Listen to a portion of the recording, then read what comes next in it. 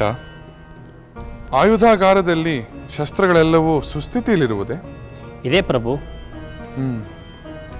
ಆದರೂ ಮತ್ತೊಮ್ಮೆ ಪರೀಕ್ಷಿಸಿ.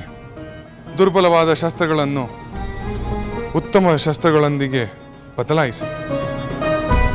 ರಾಜಕುಮಾರ ರಾಮಚಂದ್ರನಿಗೆ ಪ್ರಣಾಮಗಳು. ಬನ್ನಿ ಅಮಾತ್ಯರೇ, ತಮ್ಮ ಬರುವಿಕೆಗಾಗಿಯೇ ಕಾಯುತ್ತಿದ್ದೆವು. ನಾನು ಹೇಳಿದಂತೆಯೇ ಸೈನ್ಯಾಧಿಕಾರಿಗಳೊಂದಿಗೆ ಮಾತನಾಡಿ ಸೈನ್ಯವನ್ನು ಸಜ್ಜುಗೊಳಿಸಿರುವಿರಾ?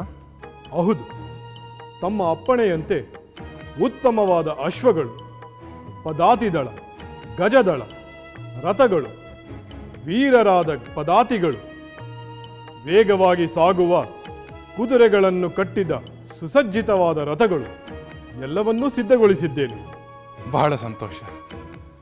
ಹಾಗೆಯೇ ಭರತ ಶತ್ರುಘ್ನರು ಸಪತ್ನಿಕರಾಗಿ ಕೇಕೆಯ ಪ್ರದೇಶಕ್ಕೆ ಹೋಗುವ ಎಲ್ಲ ಸಿದ್ಧತೆಗಳು ಆಗಿದೆಯೇ? ಅದೂ ಆಗಿದೆ.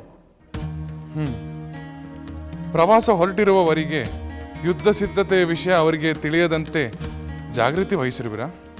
ಹೌದು, ಆದರೆ ನನಗೇಕೋ ಅವರಿಗೂ ಯುದ್ಧದ ವಿಚಾರ ತಿಳಿದು ತಮ್ಮ ಸಹೋದರರು ತಮ್ಮ ಸಹಾಯಕ್ಕಾಗಿ ಯುದ್ಧಕ್ಕೆ ಆಗಮಿಸಿದ್ದರೆ ಉತ್ತಮವಾಗಿರುತ್ತಿತ್ತು ಅನಿಸುತ್ತಿದೆ.